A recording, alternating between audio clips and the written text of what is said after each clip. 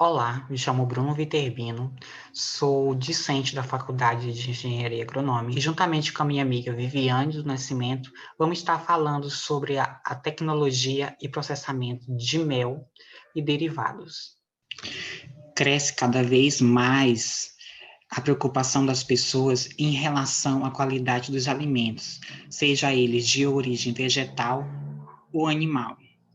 Nesse contexto, o mel também deve satisfazer as exigências do consumidor quanto à qualidade, possuindo o adequado valor nutricional, sabor e aparência características, além da garantia da aplicação de boas condições de higiene e sanidade na colheita, extração e questão também do beneficiamento. No caso, todas as etapas que vão desde a produção até o consumo no mel devem ser consideradas de extrema importância para a qualidade final do produto.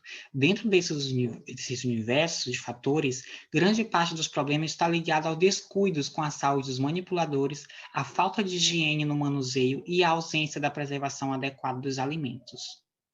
No entanto, o nosso trabalho se organiza da seguinte ordem: uma introdução, o histórico da inserção das abelhas no Brasil, na organização das abelhas e, por fim, na questão da industrialização dos produtos. A apicultura é uma das atividades mais antigas e importantes no mundo. O Brasil hoje é o sexto maior produtor de mel do mundo.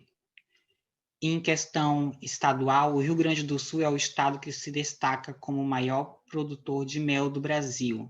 O Brasil tem um alto potencial para suprir o mercado de mel, mas são muitos os desafios que precisam ser superados, envolvendo a melhoria da tecnologia do setor, em questão também a nível de formalização, uma melhor organização de cadeias locais competitivas, desenvolvimento das redes de comercialização e de assistência técnica, uma melhor definição nos padrões de qualidade e controles sanitários, também a questão de marcas próprias que agreguem o maior valor no produto, aumentando assim o consumo interno e a ampliação do mercado externo. Conforme histórico, as abelhas foram trazidas do continente europeu pelos imigrantes que vieram para o Brasil. E em 1839, o padre Antônio Carneiro importou para o Rio de Janeiro famílias do reino Apis mellifera mellifera, autorizado por Dom Pedro II, para suprir os apiários na produção de mel e de cera. E em 1956, mais ou menos 100 anos depois, Walking Stephen Kerr trouxe para o Brasil as abelhas africanas Apis mellifera sculetellata, que ocorreu com isso a disseminação e o cruzamento entre abelhas europeias e africanas. Colocamos também os tipos de colmeia que podemos encontrar, tanto na natureza, colmeia em forma de palha. Isso aqui é mais, a gente pode perceber na questão indígena, e a colmeia de madeira, que é utilizada bastante no setor industrial. Vamos falar um pouquinho sobre a organização e a estrutura da colmeia. As abelhas são insetos sociais. No caso, a sociedade das abelhas não existe um ponto central do comando, e as decisões delas são tomadas em consenso, através de estímulos químicos, visuais, auditivos e táteis. Elas vivem em colônias organizadas, em que os indivíduos se dividem em castas, que no caso há uma diferenciação morfológica, fisiológica e comportamental. No tipo, elas são caracterizadas como a rainha, as operárias e o zangão. Possui funções bem definidas, que são executadas visando sempre a sobrevivência e a manutenção dos enxames. Uma curiosidade que colocamos aqui é que em uma colônia, em condições normais, existe uma rainha, cerca de 5.000 a 100.000 operárias e de 0 a 400 zangões. Vamos falar um pouquinho também sobre a biologia das abelhas. A rainha ela consiste em média de 20 milímetros, as operárias de 15 milímetros e o zangão 18 milímetros. A rainha ela nasce em 16 dias, vive de 3 a 7 anos e só se alimenta de geleia real. As operárias elas nascem em 21 dias, vivem em médias de 40 dias, se alimenta de mel ou pólen. Já o zangão, ele nasce em 24 dias, vive entre 45 a 46 dias, não sabe se defender, não trabalha e só serve mesmo para fecundar a rainha. O ciclo de vida das abelhas. Na primeira fase, a rainha ela deposita o ovo em um alvéolo da cera, que nem está aqui, fase 1, tá? A operária é quem alimenta a larva, na fase 2. A fase 3, a larva atinge o desenvolvimento completo. Na fase 4, as operárias fecham o alvéolo com a cera, quando o desenvolvimento da larva já estiver completo. A fase 5, a larva troca de casulo e se transforma em uma pupa. E na fase 6, a abelha adulta já começa a sair do alvéolo.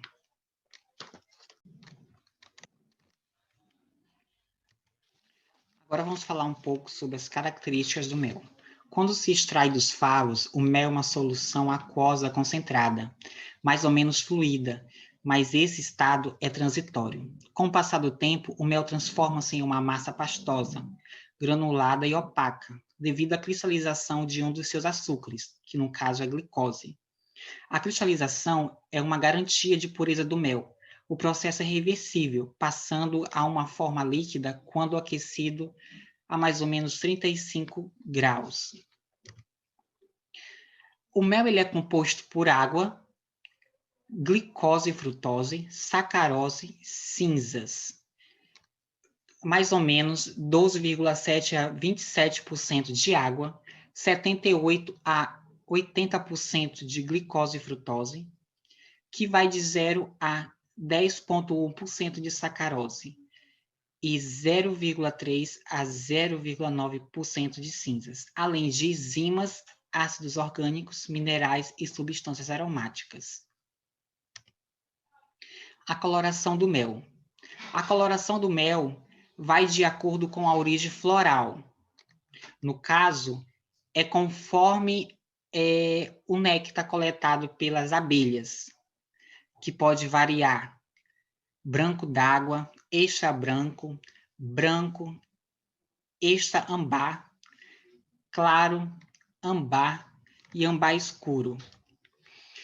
Como exemplo, o mel coletado das flores de laranjeira é um mel mais claro, é um mel com sabor mais aromático, e o mel coletado de flores de eucalipto é um mel relativamente mais escuro e é rico em vitaminas. E também é bastante usado como expectorante. Olá, meu nome é Viviane do Nascimento Santos, eu sou discente da turma 2016 de Agronomia da UFPA e eu vou dar continuidade ao nosso tema sobre tecnologia e processamento de mel e seus derivados. Falando um pouco agora sobre o processamento do mel, o local destinado para a extração é normalmente denominado Casa do Mel, e a Casa do Mel ela deve estar situada em local livre de odores, livre de donações, livre de sujeiras. O local também deve ser cercado para evitar a transitação de animais. E o local deve ser livre de odores, principalmente como fumaça, pois o mel absorve bastante o cheiros fortes, que podem contaminar o produto final. Além disso, as vias de trânsito do local ela deve apresentar um escoamento adequado e a superfície deve ser compactada ou pavimentada para facilitar o tráfego de veículos. Bom, o processamento do mel é feito no entreposto de mel, embora essa etapa também possa ser executada na casa do mel, caso essas apresentem as condições e o dimensionamento recomendado. Bom, o layout da casa do mel, ela deve ter no mínimo quatro áreas que são distintas. Dentre elas estão a recepção, a área de manipulação, e expedição, banheiros e vestiários. Esse é o mínimo que toda casa do mel deve ter, mas ela também pode ter depósito, escritório, dentre outros. Essas divisões elas visam promover um fluxo contínuo do produto e na área de beneficiamento, impedindo assim a ocorrência do que se chama de contaminação cruzada. A contaminação cruzada ela ocorre quando o produto passa por áreas distintas que não considerando o fluxograma adequado para aquele produto. Eu vou falar um pouco sobre o fluxograma no próximo slide, mas, entretanto, voltando aqui para o layout, é indispensável que essa área da Casa do Mel ela tenha uma caixa d'água coberta, que ela não deve ser de amianto, tem que ter sistema de distribuição para todas as áreas, fornecendo assim água em quantidade e qualidade adequadas. A higienização da caixa d'água é imprescindível também. As instalações devem ter ventilação suficiente, com circulação adequada de ar, evitando assim calor excessivo, além de dispor de iluminação natural ou artificial, que facilitem as realizações das tarefas. No caso de iluminação artificial, por meio de lâmpadas da área de manipulação, essas devem ser protegidas contra quedas e explosões, além de projetadas de modo a evitar o acúmulo de sujeira. Falando um pouco agora sobre cada área da Casa do Mel, a recepção é a área onde se é destinada a receber as melgueiras, que são coletadas no campo, e para a posterior limpeza. Nessas áreas, elas devem conter estrados suficientes para a deposição das mangueiras, com o objetivo de se evitar que as melgueiras entrem em contato direto com o chão, evitando assim a contaminação do produto. Na falta de estrados, também pode-se usar as tampas da colmeia. Na área de manipulação do mel, o piso deve conter material resistente, impermeável e lavável, e também deve ser antiaderente, evitando assim que se tenha rachaduras. Tem que ser um local de fácil limpeza e desinfecção, com declínio adequado para evitar o acúmulo de água. As paredes elas devem ser revestidas até uma altura de 2 metros com materiais não absorventes, laváveis e de cor clara, com canos arredondados entre as paredes, entre pisos e paredes e forros. Na área de manipulação, assim como nos banheiros da Casa do Mel, deve-se ter uma pia que é provida de material, que deve ter sempre detergente, papel toalha, para ser feita a lavagem e a secagem adequada das mãos, além de cartazes educativos ensinando como indicando a correta lavagem das mãos. As janelas da Casa do Mel elas devem ser providas de telas protetoras de insetos, construídos de modo a permitir a limpeza com presença de escape das abelhas, cujo objetivo é permitir a saída das abelhas que porventura entrem na área de manipulação no momento da entrada das melgueiras. As áreas de expedição é o setor onde a produção a ser distribuída é documentada e armazenada. O destino dos lotes é registrado e esse controle é fundamental. Esse local ele pode ser usado também como depósito de embalagens vazias e armazenagem do produto final. Todo material, seja embalagem, seja produto final, já envasado, deve estar armazenado em condições adequadas, usando-se para isso prateleiras, armários e estrados. Os banheiros e os vestiários, eles devem ser separados da área de manipulação do mel, ou seja, eles não devem ter acesso direto nenhum e nem a comunicação tanto com a sala de tração quanto com a, com a parte de decantação em invase. Esses banheiros eles devem ser providos de sanitários, lixeiras tampadas, papel higiênico, além de armários com divisão individuais para guardar os pertences e os uniformes higienizados dos funcionários. Os equipamentos e os utensílios utilizados na Casa do Mel, eles devem ser de ácido inoxidável, pois esse material ele não transmite para o mel substâncias tóxicas, odores, sabores, além de ser resistente à corrosão e a repetidas operações de limpeza e sanitização. Os equipamentos eles devem ficar afastados das paredes e elevados do chão, facilitando assim a higienização da área. O fluxograma do produto, que no nosso caso é mel, ele se dá primeiro na colheita em campo, recepção, a desoperculação, extração, filtragem, decantação, envase, armazenamento e comercialização. Eu vou explicar cada ponto desse nos próximos slides. Falando um pouco agora sobre a colheita do mel. O mel, para ser colhido, ele é maduro, ou seja, com aproximadamente 18% de umidade. Os favos devem estar operculados, usa-se fumaça, o tempo de preferência nublado, e os quadros que são retirados são acondicionados em caixas vazias. Recepção das melgueiras. As melgueiras coletadas no campo, elas devem ser colocadas na área de recepção em estrados que são utilizados somente para esse fim. Preferencialmente, esses estrados devem ser de PVC. Logo após a chegada das melgueiras na casa do mel, essas devem ser colocadas em área isolada do ambiente no qual se procederá à extração e as outras etapas do beneficiamento do mel. A desoperculação dos favos. O favo maduro está fechado com opérculo, que é a tampa da cera, que é a tampa feita de cera. Essa deve ser retirada com facas ou garfos especial. A cera retirada é colocada em bandejas perfuradas para sofrer imprensa e soltar mais mel. Esse trabalho é realizado sobre a mesa desoperculadora. A desoperculação ela consiste basicamente na retirada do opérculo, que é uma fina camada de cera que recebe os alvéolos da superfície dos favos na mesa desoperculadora, utilizando-se garfos desoperculadores. A presença do opérculo é um dos indicativos de que o mel está maduro e pronto para a colheita. Em seguida, se procede à transferência dos quadros para a centrífuga. A centrifugação, ela consiste basicamente na retirada do mel dos favos pela força centrífuga, utilizando-se um equipamento chamado de centrífuga. A velocidade de centrifugação deve ser aumentada gradativamente à medida que o mel vai saindo, evitando assim que os favos se quebrem. O mel é recolhido nos baldes e posteriormente é depositado nos decantadores. Os quadros centrifugados eles são recolhidos em melgueiras e são posteriormente devolvidos às colmeias. Em caso exista quadros com favos de cera escurecido, deve ser feita a substituição por quadros com cera nova alveolada. Filtragem. A filtração deve ser feita no momento em que o mel é recolhido da centrífuga e no momento de deposição do mel no decantador. Esse processo ele pode ser manual, utilizando-se peneiras, ou automático com a utilização de bombas e filtros. Existem diferentes tipos de filtros e diversas malhas de filtragem.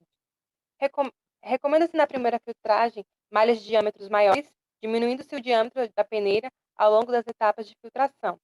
Não se recomenda o uso de malhas muito finas que retire totalmente os grãos de pólen existentes no mel. A decantação. Ela consiste na retirada por decantação das sujeiras do produto. Como o mel ele tem alta densidade, a sujeira que apresentam densidade menores, elas irão se acumular na parte superior do decantador. Como ele dispõe de válvulas de escoamento na parte inferior, pode-se retirar facilmente o mel sem essas impurezas. Recomenda-se no mínimo 7 dias para decantação, no caso que o mel seja mais denso, e 5 dias para méis de mais baixa densidade. A decantação é feita em depósitos verticais ou horizontais, onde o mel recém-centrifugado deve descansar por um período de 24 a 48 horas para completar a separação das impurezas presentes no produto antes de ser envasado. É um processo muito importante e que garante a qualidade do produto final. O envase. O mel deve ser envasado em embalagens apropriadas destinada para acondicionamento de produtos alimentícios. No envase a granel, recomenda-se baldes plásticos com capacidade de até 28 kg, brancos e com tampa. A vantagem dos baldes em relação à lata é que os baldes têm alça, o que facilita o deslocamento, além de facilitar o empilhamento, pois as tampas se encaixam na parte inferior dos baldes. Uma das desvantagens da lata é que elas podem amassar durante o transporte, causando rompimento de verniz que recobre o interior e pode acabar provocando a contaminação do produto. No invase de forma fracionada, recomenda-se os frascos de vidro, por ser melhor material para acondicionamento do mel. O armazenamento.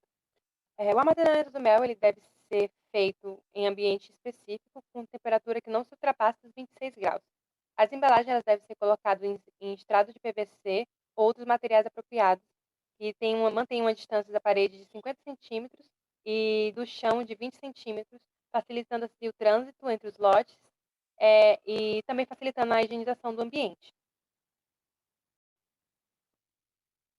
Produtos comercializados. Além do mel como produto, o produtor também poderá obter renda dos outros produtos, como a geleia real, cera, própolis e a apitoxina.